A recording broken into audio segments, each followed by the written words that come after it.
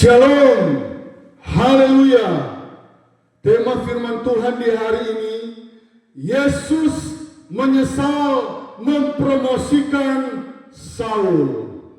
Kita dengarkan kebenaran firman Tuhan. 1 Samuel pasal 15 ayat yang ke-11. Aku menyesal karena aku telah menjadikan Saul raja, sebab ia telah berbalik daripada aku dan tidak melaksanakan firman-Ku. Maka sakit hatilah Samuel dan ia berseru-seru kepada Tuhan semalam-malaman. Saudara, jangan sampai itu terjadi kepadamu. Jangan sampai nama Saul diganti aku menyesal menjadikan Johnny. Aku menyesal menjadikan Alex. Aku menyesal menjadikan Hecel. Aku menyesal menjadikan Marlin. Aku menyesal menjadikan Denny. Aku menyesal menjadikan Yenima. Karena apa? Karena malas masuk gereja. Karena tidak mau beribadah. Saudara, tema firman Tuhan, Yesus menyesal mempromosikan Saul. Kenapa? 40 tahun Saul memimpin bangsa Israel. Saul mendapatkan kehormatan. Raja pertama di Israel adalah Saul. Tetapi kenapa? Saudara, sampai-sampai Tuhan berkata, Tuhan sangat menyesal karena Saul berubah setia. Tadinya dia dengar-dengaran, tadinya dia taat, tadinya dia suka memberikan perpuluhan, tadinya dia kasih persembahan yang besar. Tetapi karena di akhir pemerintahan dari Saul, 39 tahun dia memimpin, yang bagus-bagus punya. 39 tahun dia memimpin, yang oke-oke punya. Saudara, memimpin selama 40 tahun bukanlah hal yang sangat mudah. Di Indonesia, salah satu presiden terlama yang memimpin Indonesia, Bapak Presiden Soeharto, 32 tahun. Tetapi Saul, dia melebihi Presiden Soeharto, dan dia memimpin selama 40 tahun. 39 tahun, oke, oh dia rajin beribadah, dengar-dengaran kepada gembala, dengar-dengaran kepada Samuel yang melantik dia. Tetapi di tahun yang terakhir, di tahun yang ke-40, dia mulai melakukan apa yang tidak setia. Tuhan suruh tumpas bangsa Amalek. Dan hari-hari ini Tuhan mau suruh tumpas dosamu. Tuhan mau suruh tumpas hal-hal apa yang jahat. Ayat yang ke-40, ayat yang ke-20 di sana, ayat yang ke-19, bahwa apa yang dilakukan Saul sangat jahat di mata Tuhan. Saudara yang Tuhan Yesus kasihi, jangan sampai ketika engkau sudah ada di atas angin, jangan sampai engkau sudah jadi kepala dinas, jangan sampai engkau sudah jadi wali kota, jangan sampai engkau sudah jadi gubernur, jangan sampai engkau sudah jadi bupati, engkau melupakan Tuhan, engkau tidak dengar-dengaran, jangan sampai engkau sudah jadi kepala bank, jangan sampai engkau sudah jadi Kapolres, jangan sampai engkau sudah jadi Wakapolsek, jangan sampai engkau sudah jadi Kapolsek, jangan sampai engkau sudah jadi panglima, baru engkau melakukan apa yang jahat di mata Tuhan, apa yang tidak berkenan di mata Tuhan. 39 tahun Saul dengar-dengaran kepada Tuhan, tetapi sayang, 1000 sayang, di tahun yang ke-40 tahun Saul mulai berubah. Di saat orang-orang Israel siap memberikan penghormatan yang setinggi-tingginya bagi Saul, ternyata berubah. Ternyata acara yang mungkin sudah ada panitia yang dipersiapkan kalau sekarang ini. Tidak lama lagi Saul, biasakan pada zaman dulu, nabi-nabi sudah beritahukan, oh Saul, engkau akan memimpin 40 tahun. Jadi mungkin sudah ada panitia yang mempersiapkan supaya Saul, dia dihormati, dia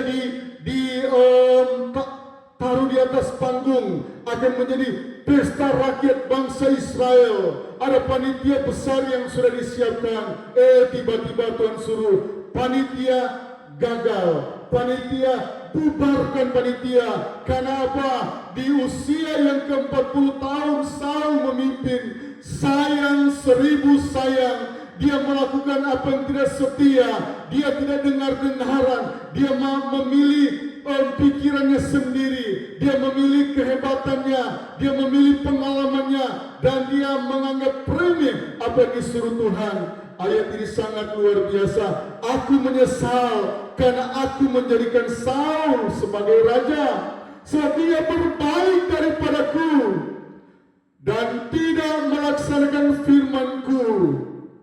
Maka sakit hatilah Samuel. Saudara, bukan cuma Tuhan yang menyesal, Samuel yang melantik sangat-sangat menyesal.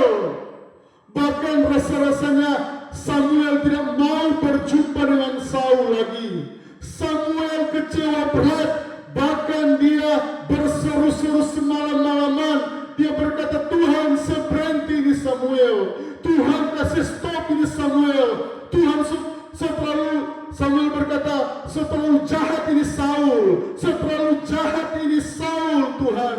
Samuel berseru-seru semalam-malaman. Saudara bisa bayangkan betapa sakit hatinya Samuel karena dia berubah. Saudara, kalau engkau sementara dipromosikan Tuhan, jangan sampai engkau berubah. Jangan sampai jam doamu engkau kurangi. Jangan sampai persembahanmu engkau kurangi. Jangan sampai perpuluhanmu engkau hentikan. Sekali lagi, jangan sampai perpuluhanmu engkau hentikan. Karena apa? Tuhan memberkati engkau dengan luar biasa. Jangan sampai kesetiaanmu engkau kurangi. Jangan sampai yang tadinya engkau rajin beribadah, engkau menjadi malas.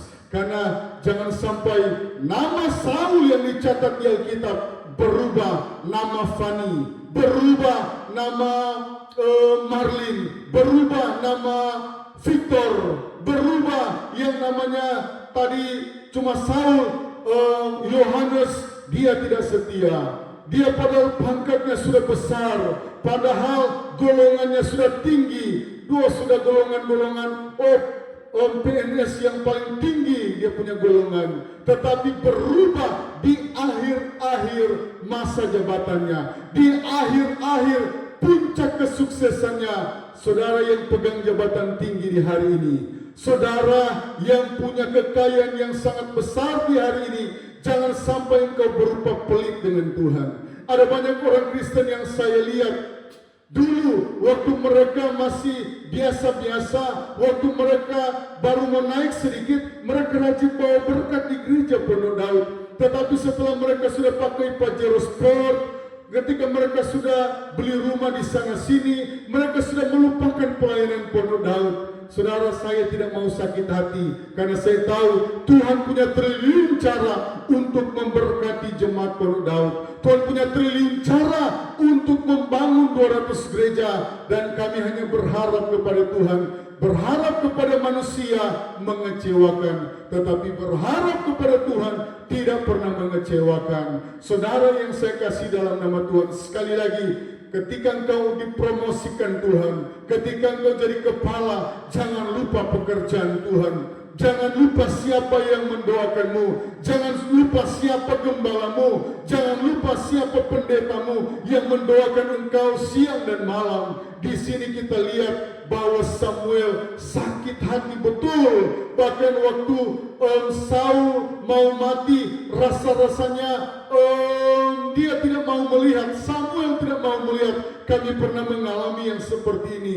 Karena yang kami gembalakan, dia dari bawah, dia dari tidak dikenal, dia dari tidak ada jabatan ketika dia jadi jabatan tinggi. Dia meninggalkan pelayanan Pondok Daud dan sakit hatilah saya sebagai gembala. Saya pernah, jujur, saya pernah menghadapi jemaat yang seperti itu. Dan ketika dia mati, saya tidak mau melihat dia. Karena apa?